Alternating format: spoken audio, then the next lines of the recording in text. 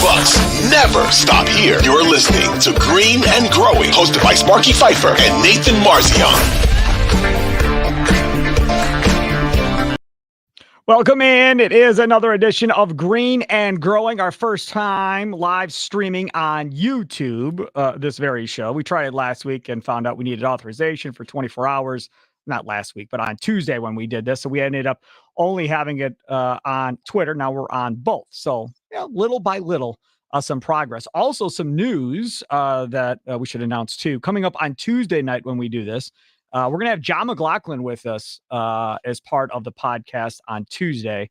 Bucks legend. Looking forward to having Johnny Mac join us coming up on Tuesday night. Nathan Marzion over there. And so your thoughts, I guess, before we get into the first topic concerning Giannis, Nathan, on how the Bucks have looked lately here. The last game obviously coming last night against the Pistons, which was pretty much a rout, I guess, from the word go for the Bucks last night.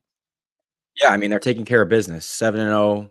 Can't complain too much when you're 7-0. And last night's game was, I mean, they really just took it right to them. It never was that close. Tuesday night's game, Monday night's game. Monday night's game was a little bit, got close at the end. Wasn't the prettiest close to that game, but they still got the job done. I mean, again, can't really complain much. They're 7-0. And I mean, Drew's playing great again, which is awesome to see offensively. So, that's kind of been the main takeaway the last couple of games has been Drew just turning it on. And we'll talk about Drew Holiday and his play coming up as our second topic on the docket today. Marjon Beauchamp, again, gets a little bit more run. He didn't hit a shot necessarily offensively, but defensively, again, you're seeing his quickness, his length, providing some problems for the opposing offense. And I think that is going to be what his role is going to be this year, where they're going to play him, 15 minutes a night, maybe on nights where there's some foul trouble. Maybe he gets more than that in spurts to where he can get his feet wet, maybe get a shot or two up. But the main thing I think they're going to ask of Beauchamp is to show why they drafted him, and that is get him on the floor for his defense, Nathan. Yeah, I don't expect him to play a ton once. We kind of talked about this. Once Chris and Pat are back and this team's healthy, not expecting Beauchamp to be out there much or War. Really, there's just not a ton of room for those guys who are kind of getting minutes right now. You have 15 minutes to kind of give out. But once those guys are back, those minutes kind of go away. I do like that he's playing right now. They'll get his feet wet, as you said, and, give him a chance to just at least, show what he's capable of, give him some run, get him comfortable out there. And, it can't hurt. So I'm glad to see him getting some opportunities. The other thing too about this Bucks team right now, as we sit here and we look at it, there's a lot of guys obviously playing very well at this point. And you have the probable return coming here shortly of Chris Middleton that will, inject another facet into this Bucks team. But they're playing well. They haven't lost, like you said, and we'll get into your comments on Twitter earlier today that had me scratching my head a little bit. That'll be later in the podcast. But having said that, we talked about it on Tuesday night as well. There's going to be an adjustment period for sure when they go to inject Middleton back in, and then when Connaughton is ready to go and they put him back in, and then Joe Ingles, when he comes back in January or whatever it is, there'll be another adjustment period there. You're really not going to know what this team truly is going to look like probably until around the NBA trade deadline when, Ingles have been playing for about a month at that point, month and a half at that point. Then you'll kind of understand, okay, this is what it looks like. Is this good enough to win a title? Is this good enough, to get you to where you want to go? And that should be enough time, I would think, for John Horst and Budenholzer to figure out what they would need at the deadline, if anything. Because if they're playing really well like they are right now, which is much better than how they started last regular season, if you remember correctly, then I think all is well. And part of the reason I think they're playing so well is they got knocked out of the playoffs relatively early last year. So you had an extended summer of rest, not Giannis, right? But the rest of these guys, Middleton, Drew Holiday, had an extended rest. So their legs are fresher. They're fresher. They're ready to get back at it. And they're hungry again. And I think that's part of it. Yeah. And, as you said, I do think it might take a couple games for them to really gel once those guys come back, as you get, Pat back, Chris back, Joe Ingles back, and really, how the rotations are going to work and how these lineups are going to work a little bit. But as we mentioned, this is not like a new team. This isn't necessarily the only guy that's new that's going to be really added in here is Joe Ingles. But everyone else is pretty much the same. They're kind of, they know the drill already. I think that makes it that much easier for Bud to figure out the rotations because he knows what this team looks like. We've seen it, last year, and it was essentially the same team. So shouldn't take too much time to really get these guys back into the rhythm of things and really get this team going again, at full strength. But it's a good sign that even not at full strength, they're playing as well as they are, because coming into this year, we've talked about it, did not expect them to get out to this hot of a start. I didn't necessarily expect them to struggle a ton, but thought that they might be hovering, right around 500, just over 500, kind of treading water while we wait for these guys to get back, because we saw how bad the offense was in that Boston series outside of Giannis. I thought, okay, it's going to be kind of like that. And the offense hasn't been fantastic, but the defense has been just that good, led by Brook Lopez, who we've given a lot of praise to already through 2 episodes on this podcast. But it's just been that good defensively. And for them to be 7-0 is just, it's awesome, and something that I definitely didn't expect when, the news came out that Chris and Pat were going to miss some time to start the year. That's the other thing too we talk about with this Milwaukee Bucks team is when we talk about how far they can go. Part of it's going to be like it is for every NBA team is how healthy can you be, right? I mean, can Brook Lopez be healthy like he is now come playoff time? Can Middleton be as healthy as he's going to be coming off that injury? Normally, coming off an ACL injury, it's the second year before you get back all of that movement and that athletic ability that you have. Normally, that first year, you're not necessarily at 100% where you're going to be in year 2. So there's going to be some of that going on too with Middleton that people are going to have to kind of expect and understand throughout this year. And then, of course, Giannis, 34. I mean, he's got to be playing at a high level and be healthy and not having, dings and nicks and whatever else, and be playing at 75% or something like that from the beating he takes throughout the course of the year. So many times in football, it's healthiest team wins. That's normally how this kind of ends up going, right? You have teams that are more talented, but they got 5 guys that are on the IR that got hurt, and they're never able to live up to expectations. Baseball, kind of the same thing. And I don't think basketball is really any different. And to a degree, I think part of it's luck. I mean, you kind of have to get lucky and stay healthy, Nathan. Yeah, every year it seems like the team that wins the title, people try to discredit them by saying something, oh, well, they played a team that was missing this player. It happens every single year. You can't find a single season where a team didn't, beat some injured team on their way to the champ, because people get hurt. That's what sports are. And as you said, some of it is just luck. You have to be a little bit lucky with not having any, major big injuries, and be playing your best ball at the right time. And, that's what we kind of saw the Bucks start to do.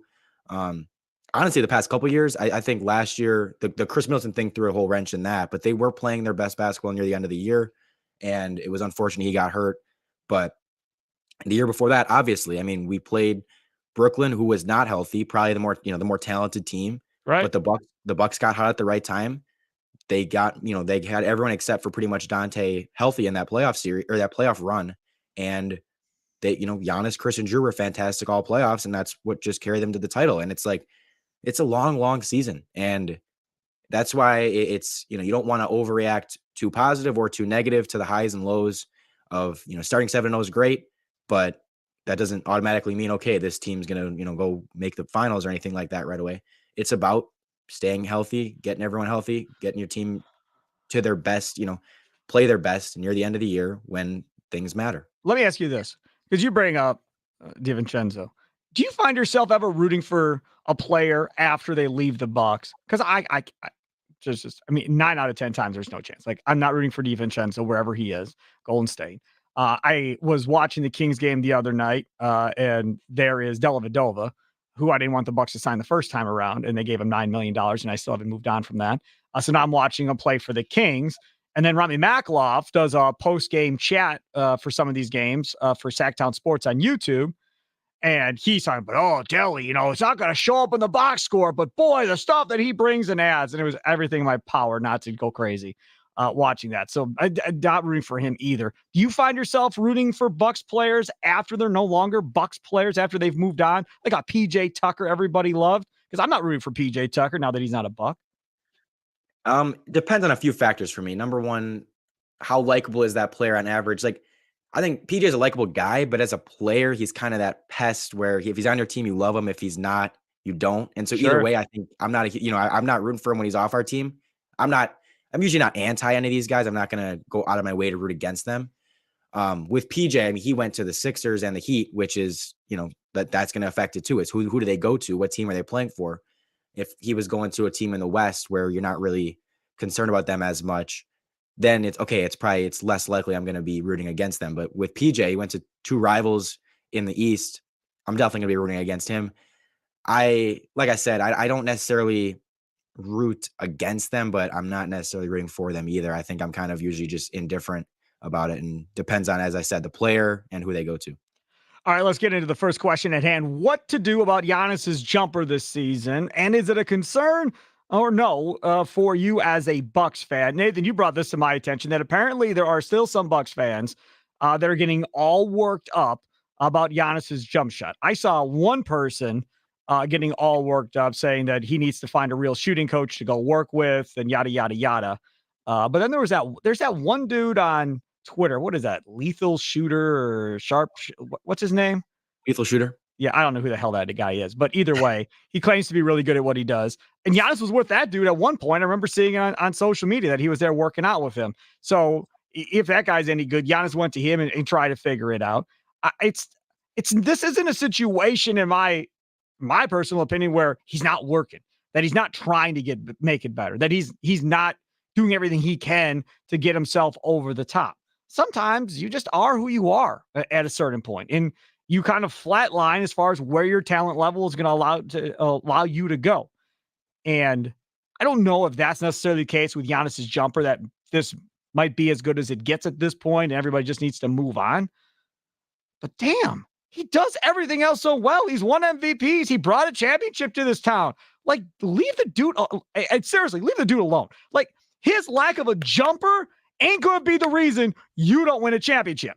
Him missing free throws, maybe. Okay, maybe that's something that happens at the end of a game and everybody gets mad at. So maybe you point to that. But even in that case, it's hard for me to go yelling at Giannis. You cost us the game. Hey, it's not happening. It's just not going to happen. There will be other things that happen in the course of a game that everybody will point to as a bigger deal than Giannis missing a 15-foot jumper or Giannis missing a three-point shot or whatever the hell else it is that bothers all you people about this dude. Like, he ain't going to be here forever, more than likely. Enjoy him while you have him and just chill out on all the Giannis stuff. I didn't see as much as you saw. Obviously, that got you riled up to want to do this topic.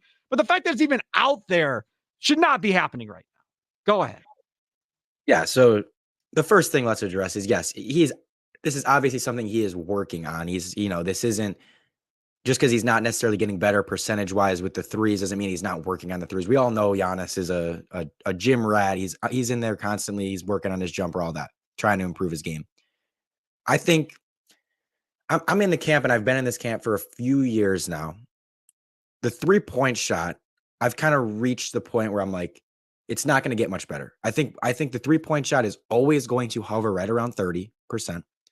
That's where it's been the past 3 or 4 years. He started out about 35, 40% this year, and then now he's back down to 24. It's always going to be streaky. It's always going to be, hit or miss. It's just, there'll be he'll hit a couple in a row, then he'll go on a 1 for 10 stretch. It's going to happen. He's never going to be. I just don't see him becoming a consistent 35+% 3-point shooter. I just don't see that happening. As you said, the free throws are definitely more important in terms of a shot at an outside shot kind of thing that he's taking, because he gets to the line so dang much. If he starts, consistently missing a bunch of free throws, that actually hurts your team a lot more than. And it could be an end of the game scenario where, you're down 2 points and there's 2 seconds left on the clock and they foul him figuring that's a better option. He goes and makes 1 of 2. And now all of a sudden you lose that round of the playoffs, or you lose a playoff game, or you lose a big deal. Then people are gonna be like, dude, man, you got to hit your free throws, right? But even when you get past that, again, Nathan, there will be other points of that game that everybody can go back to and be like, yes, it was a big moment. Yes, maybe he missed shots that cost him. But this moment, that moment, this moment are all bigger deals that should never have put him in that situation to miss the free throws to begin with. Yeah, absolutely. And the free throws, I mean, he's been at around 70%. Like he's even, I mean, this year he's, I think 66, 67 early in the year, but it's not like he's sitting there shooting 50% where you know, oh my gosh, this guy cannot hit a free throw. He's been fine with those. It's never going to be an 85, 90%, you know, Right. borderline automatic. It's not going to happen. That should not be expected, but he's been fine with the free throws. I think the mid-range this year has been a little disappointing to me because that's the shot that he improved on a lot last year. Shot around 42% on mid-ranges last year, and I think he's at 30% so far this year. That's the one because the threes are always going to be the same. The guy, they're going to let him shoot the three. The mid-range, he's going to get a lot of mid-range shots, and that's kind of in terms of the counter moves where you can't always just go through someone because they're going to, you know, if you get into the paint, it allows for offensive fouls and guys to collapse and everything. Makes it a little bit tougher for him to have that counter of a little bit of a mid-range, a 10 to 12, 8 to 12 foot shot, those little fadeaways. Those are the ones that I think can really take his game to the next level. And it started to last year. Been disappointed by it this year. As I said, he's around 30%. That's the one that I want to see him continue to, hopefully improve on and get back up to that near 40%. Because I think he can be a pretty good mid-range shooter. I think that's a lot easier of a shot to master, I should say. I mean, not master, but get pretty good at rather than the 3-point shot. It's hard to just go from a 30% 3-point shooter and jump up to, above average. Whereas with the mid-range, that's not that hard of a shot. These getting open ones, they're not usually super heavily contested. So that's the shot we saw him hit last year, and I think he can improve on for that. But as you said, I mean, that's not the thing that's going to, nobody should be getting too riled up about this. I see people saying that he needs to just eliminate the jumper from his, arsenal completely. No. And it's like, that's not how it works. No. You got to shoot a few of them, keep the defense honest. It's like establishing the run in football. Like you have to do it. I mean, even if it's not working, you have to. And there's going to be games. Last night, he hit a few mid-range shots, and there's going to be games that gets ugly and he might go 0 for 5 on jumpers, 0 for 6 on jumpers. It doesn't mean you just completely abandon it. Exactly. He's going to go. He knows, where his bread is buttered. He knows that going to the paint's going to be the best thing for him. And so when he needs to, he does that. And he's averaging 33 with, shooting terribly on jumpers. So it's not an issue. It's not something that people should be getting too upset about. As I said, the only thing that I've been a little bit disappointed in is the mid-range, but he's averaging 33 regardless. Like, it doesn't matter. I mean, he's been amazing. Yep, no doubt about it. All right, move on. Topic number 2. Is this the Drew Holiday we can expect to see the rest of the season going forward? And again, we touched this on this Tuesday on Green and Growing. And again, make sure that you download Green and Growing, right? Google Music, Apple, Odyssey, Spotify, Green and Growing. You'll be able to find it everywhere. If you see a plant show come up, just put Bucks next to Green and Growing, and then you'll find our podcast that we record every Tuesday and Thursday. If you're watching this, you can get the audio version of this all the time. And then this video itself, I will make sure to put up on the Steve Sparky Fifer YouTube channel. That's where the Kurt and Long Packer podcast is with Ryan Horvat and myself. That's where this one will go as well. And again, we'll try and figure out this whole live streaming thing so as many people can watch it live as possible. Okay, so Drew Holiday. Beginning of the year, the first couple of games, not so good. Then Drew Holiday, now the last 2-3 games, much better. This is kind of the Drew Holiday everybody expected when they traded for Drew Holiday, and we didn't really see this guy in the playoffs. And again, people were frustrated, I think, by how that whole thing played out last year. Now you're in a situation where it's early in the season, his legs are fresh, there is no Chris Middleton to have to share the ball with, and he gets to be that second guy to Giannis. As I said on Tuesday, and I'll say today, this is all going to change when Middleton shows up. And will this go back to being what it was, which is they're the two main guys. I'm the third guy. I'll wait here if they need me, but I'm going to make sure to get these two guys going. If that's what happens, I just don't think they're as effective. Like, he needs to get his shots. I'd rather have him taking 12 to 14 shots than having Grayson Allen taking 10 shots. Like, fine, Grayson Allen, you can take 4 shots, but I'm going to make sure he gets his shots at the end of the day. That's kind of how I view it right now. It was my same sentiment I had towards Eric Bledsoe when 9 out of 10 times he wasn't aggressive. And he sat back and watched Middleton and Giannis and didn't want to interrupt. And now I feel like with Drew Holiday, it's the same type of deal. And it's a hard mix. Go back to the Miami Heat with Bosh and Wade and Dwayne Wade. When that whole thing started, they were all trying to figure out their roles. Wade didn't necessarily want to be the closer, wanted to be LeBron, and they were going back and forth on that. Bosh knew where he was, But there were still nights where he didn't take shots because he was standing around kind of watching the other two guys do their thing, and they had to figure that out. So I don't think it's any different here. So I go to you. Is this the Drew Holiday we can expect to see the rest of the season going forward, Mr. Nathan Marzion? It's gonna be still inconsistent. It's gonna still be up and down. We've seen this for 2 years now with Drew on the Bucks. Um, I can never, when he's playing bad, I'm never gonna say this is what we're gonna continue to get. And when he's playing this good, I'm also not gonna say this is what we're gonna continue to get. It's gonna be somewhere in the middle on average. I mean, the first 4 games, he was averaging 14 on 31% from the field and 27% from three. Right. He's gonna be much better than that. Yep. Last 3 games, 28 and 8, 59% from the field, 48% from three. He's not going to be quite as good as that. He's going to be in the middle somewhere. And that's where his averages have fallen so far, averaging about 21 and 7 and shooting 38% from three. I think that's where he's going to, again, these averages are going to stay about the same. It's the problem with the Drew offense is it's largely dependent on his defensive matchup. If he's going against a very good guard on the other end and has to defend someone, for 40 minutes or whatever, a very good guard, he has not been as effective on the offensive end. Because he's using a lot more energy.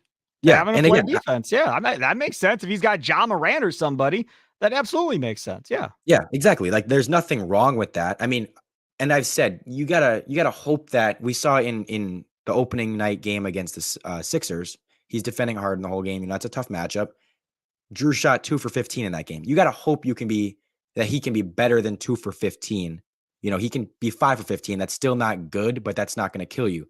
But we've seen this for a couple of years now where when he has to put a lot of energy into the defensive end and really focus on that end, it's going to affect his offense. And I think that people just have to kind of accept that, hope that these bad stretches are not as bad as they've been. And the playoffs, again, because we know in the playoffs, he's going to have to ramp up the defense. So the offense it's definitely going to take a little bit of a dip, which is okay because you're getting that much out of him defensively. You just have to hope that the dip isn't that drastic. And, again, but these inconsistencies are going to happen. People kind of just have to accept that. Well, he's not going to continue to average 25. Right. But this is the thing, right? What makes a superstar? The consistency of playing at a high level night in, night out, not having nights off, and being that player all year long. Then you have star players, which is Middleton, which is Holiday, fringe star player. But that's what those two guys are. Middleton, we know one thing, right? He's going to get hot, and he's going to look like an all-star for 2 or 3 weeks, and he's going to carry you. And like, dang, he's good. And then he's going to get that patch in the season at some point, January, February, March. It may be different this year because he's starting later, but January, February, March, where dead legs, whatever you want to call it, happens, and he can't hit the broadside of a barn and go stone cold. And you're like, holy cow. But it's every year. And he's talked about it in the past. A couple of years ago, it was like, this happens to me every year. I go through a funk and I can't score and I can't hit anything. And then when I come out of the other side of it, I'm good. Holiday, I don't know if it's as drastic for Holiday as it is for Middleton, but yeah, that up and down, I think, is for more players than not in this league. And that's what makes the LeBrons, the Giannis's, the Ja Morants, the Steph Currys superstars, because they can do it each and every night with defenses focusing on stopping them, and they still can go out there every night and get their points and get their numbers, Nathan. And that's what I think fans forget. They think everybody should play like Giannis and be at that high level every night. And it's just not the case for most NBA players. It's just not. This is exactly what I've said to many, many people regarding specifically Chris, but it applies to Drew as well. Is like, yeah, I mean, do you expect this guy to play well every single night? Because if you do, you're expecting him to be a superstar. And I don't think anyone actually, nobody would tell you Chris Middleton's a superstar. But do you know why? Do you know why that is though, right? Because of what they're paying him. They're going to tell you, Nathan Marzion, hey, dude, paying this dude a lot of damn money. He ought to play like a superstar for as much money as they're paying him. And this was the same thing. And I'm guilty as charged. You said you listened to me when you were younger. Sold. But guilty as charged. Michael Redd, right? I was all over Michael Redd, all over that man, night in and night out for not doing his deal. Hey, man, you got a max contract. Play like you got a max contract. you won a superstar and kind of an all-star, right? And he wasn't that guy night in and night out. So for me, we've been through this with Red, if you're old enough to remember watching Michael Red play. And now it's kind of similar with what we've got now with Middleton and Holiday to a certain degree, Nathan. I agree with, I understand why people do get upset, why people hold them to high expectations, because yes, they are paid like that. However, again, I don't think it's realistic to expect, regardless of, how much they're getting paid, because they're getting paid to play well in their roles. They're not necessarily getting paid just to, you know, okay, you're getting this amount, you should play this well. I think when we pay those guys, we're expecting Chris Middleton to be, we know he's going to be a little bit inconsistent. We know he's not a superstar. Nobody, they didn't pay him expecting him to get drastically better and blossom into this superstar. Same with Drew Holiday. You're paying him, you know what you're getting. He's giving you amazing defense. He's going to give you some awesome stretches offensively. He's going to struggle a little bit offensively sometimes.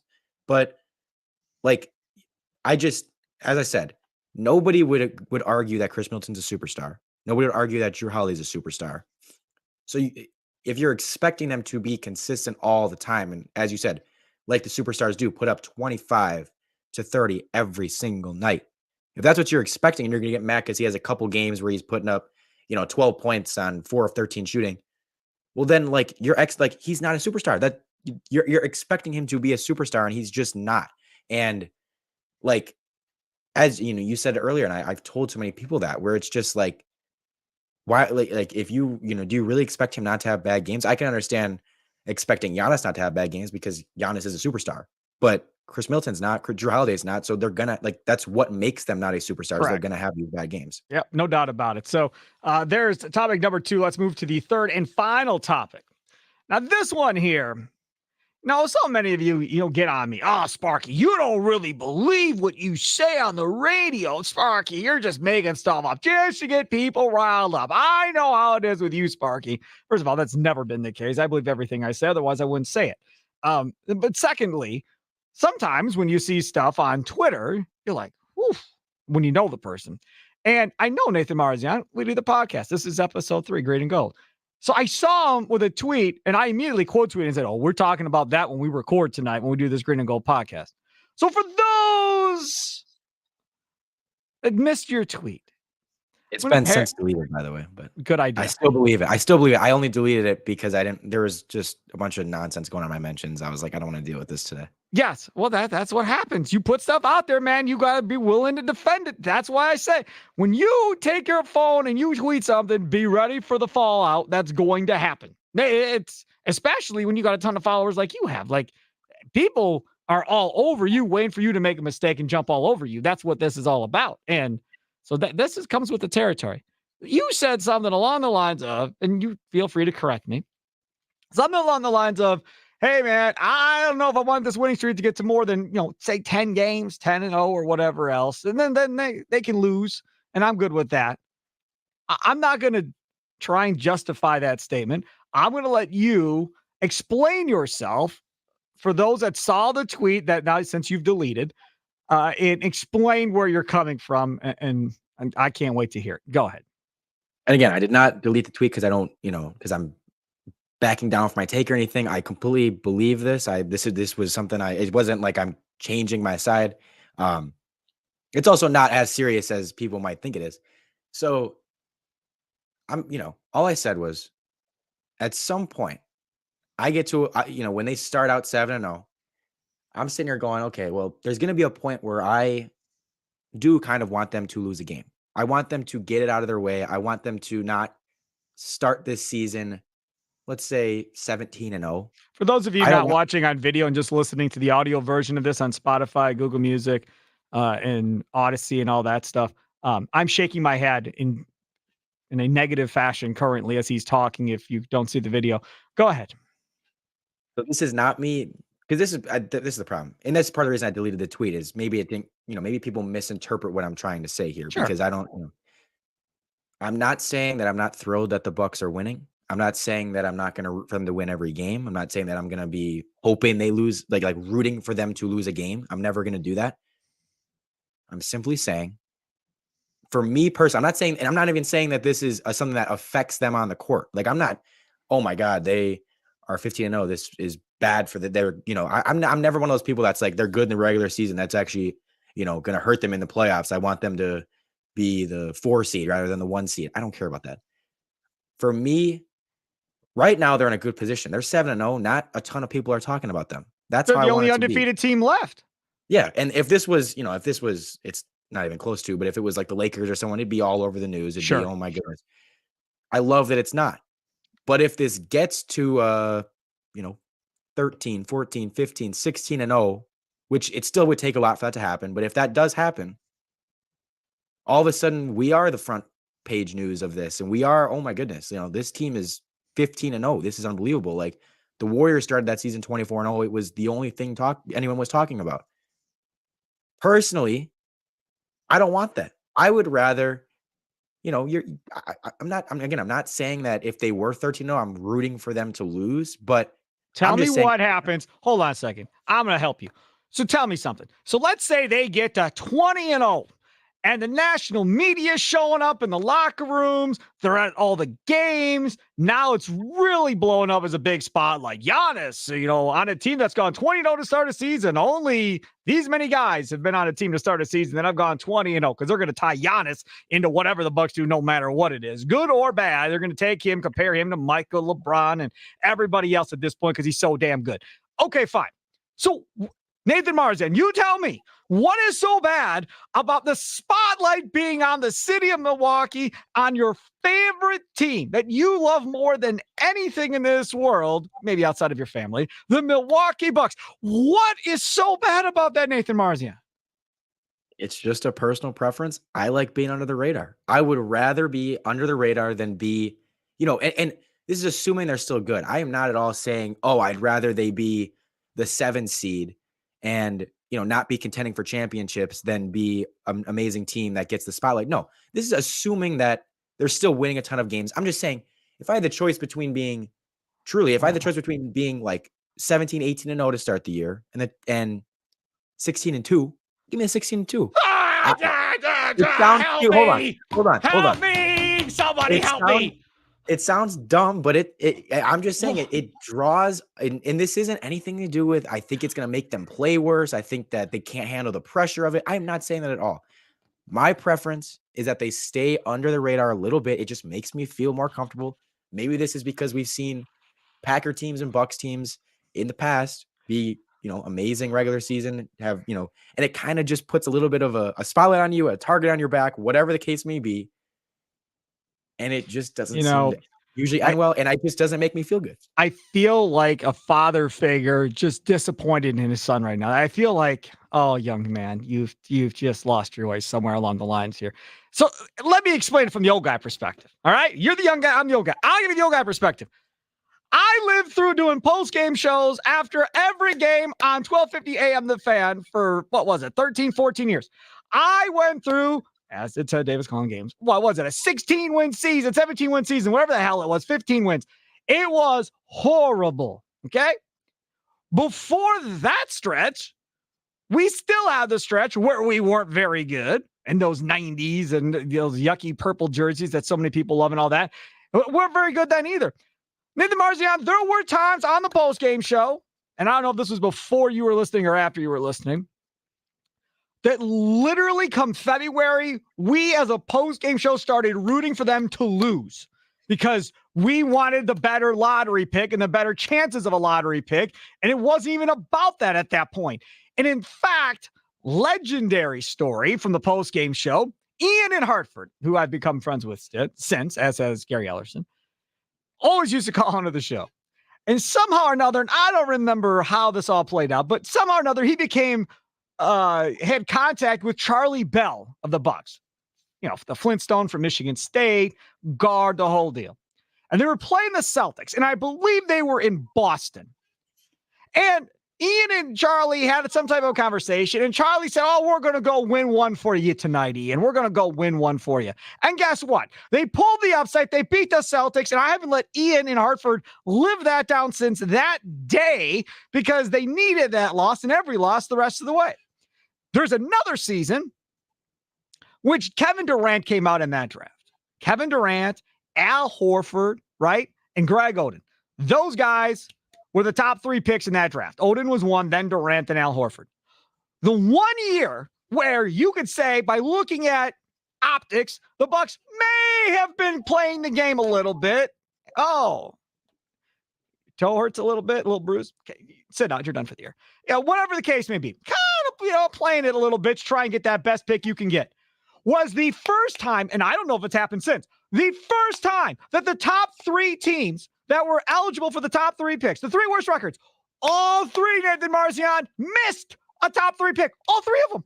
So instead of having 3 in Al Horford to play with Bogut and to play with Michael Redd, you ended up with E.G. on Leon at 6.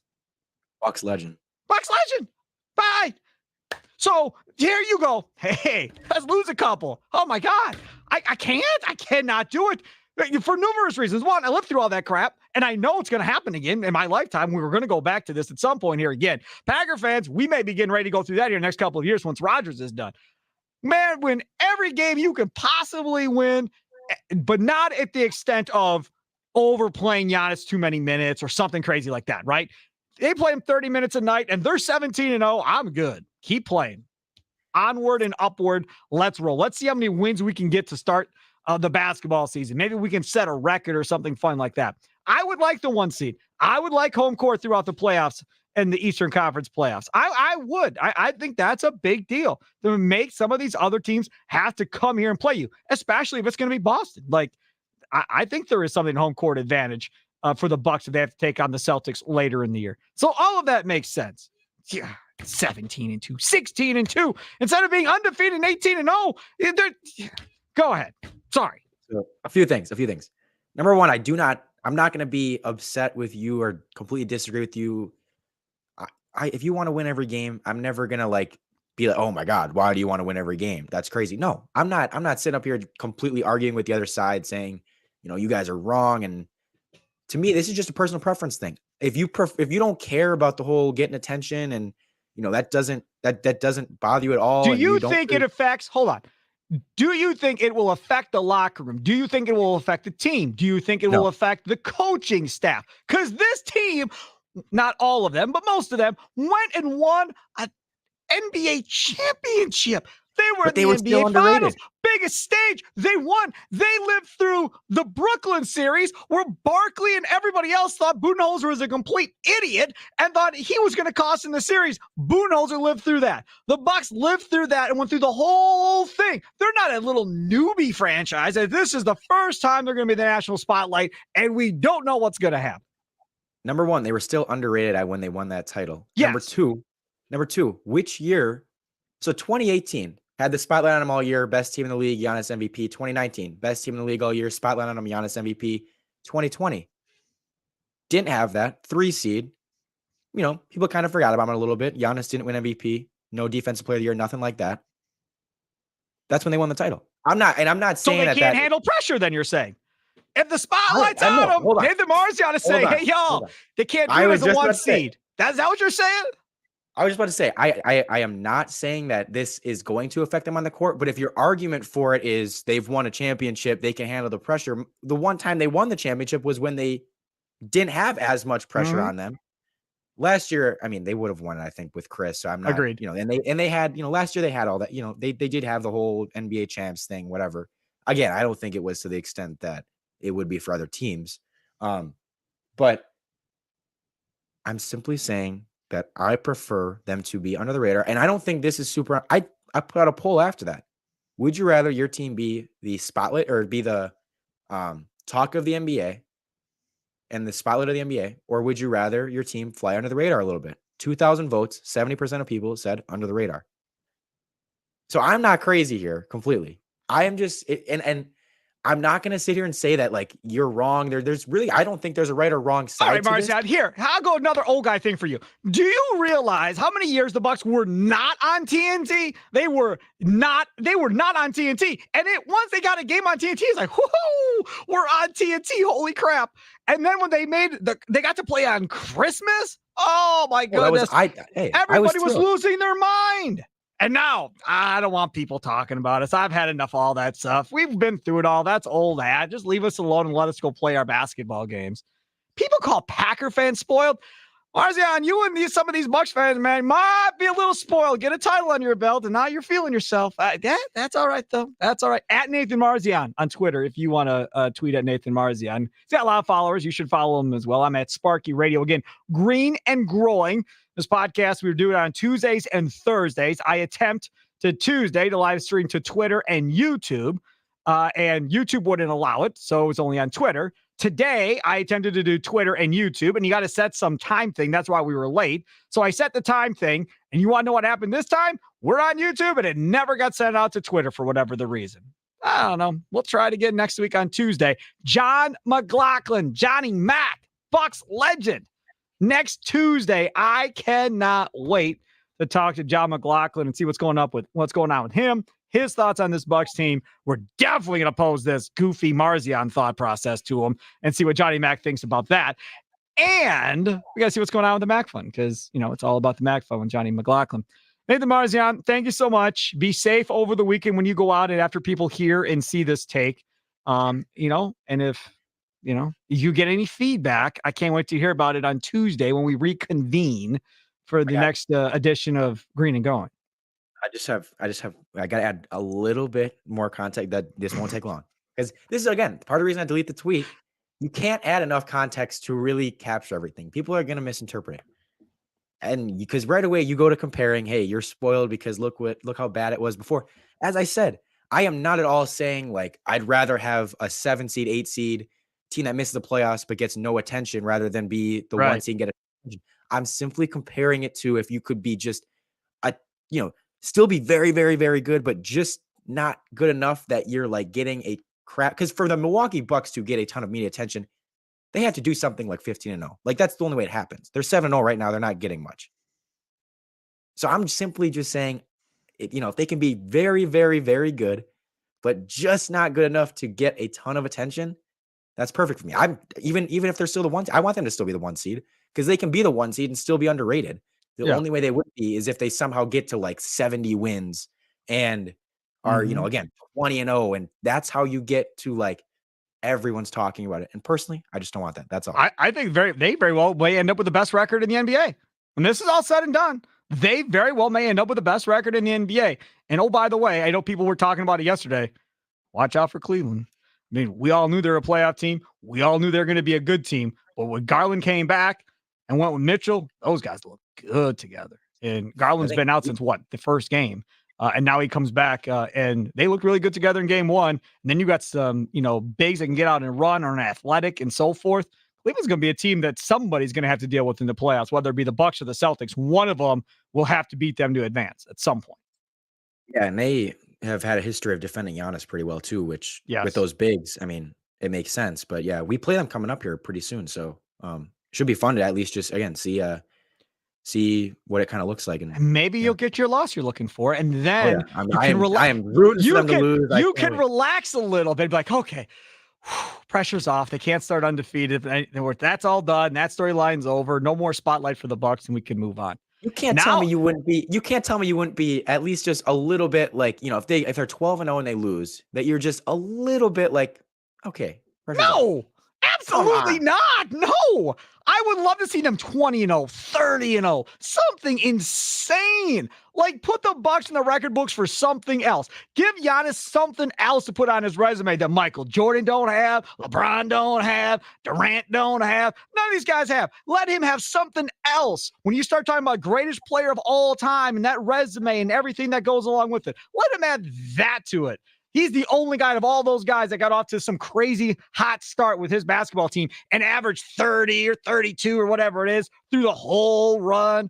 Man, please, I'd be a little relieved if they lost. No, I'm not going to be a little relieved if they lost. Now if they lose, I'm going to be thinking about you first, as will anybody else that listens to this podcast. Nathan Marzion is going to be the first person we all think of when they lose their first game. We should all say, hey, good times, Nathan Marzion. They finally lost. You can just relax a little bit. Do you, because you're old enough to drink. So do you go out to the bars and the clubs and all that stuff? Are you out and about? You do. What is the beverage of choice for Nathan Marzion? Vodka, Sprite, lemonade, no ice. The Giannis special. Vodka, Sprite, lemonade, no ice. Giannis, when he went to Chick-fil-A after the finals, got Sprite lemonade, no ice. I went out after that and decided, hey, I'm gonna throw vodka in here, and that's the drink. Vodka, Sprite, lemonade. It's a vodka All right. Giannis, we call it. Right. So when they lose, our boy Marzion here can go get himself a Giannis special drink or whatever he deemed this thing. No ice in an alcoholic drink like that. I don't understand how that. Okay. Yeah. The more I learn about this kid, the more he's going to educate me on what's cool because I am not cool. Oh, it's not cool. Trust me, I am the only person I know that does that. But it's a Giannis thing. It's a Bucks thing. I got to stay on brand. It's a Marzion thing, obviously. Yeah. All right. Again, follow him on Twitter at Nathan Marzion, at Sparky Radio. Again, you can download, follow us. They have these auto downloaders you can do too, right? Spotify, Apple, Odyssey, Google Music. We're there as well. And of course, now YouTube. I'm starting to put these podcasts and video up on YouTube. We'll do another one on Tuesday with John McLaughlin. Be watching. Hopefully, the Twitter live feed will work on Tuesday and the YouTube feed will work on Tuesday, and we'll finally get this correct. So stay tuned. Thanks so much for listening. Really appreciate it. We'll talk to you on Tuesday. I want the Bucks to still be undefeated when we come back. Are you okay with that, I wouldn't mind. Marzion? Hey, that's not too many wins. That's It's not too many wins yet. All right, so we're still all rooting for the same thing. Have a good one.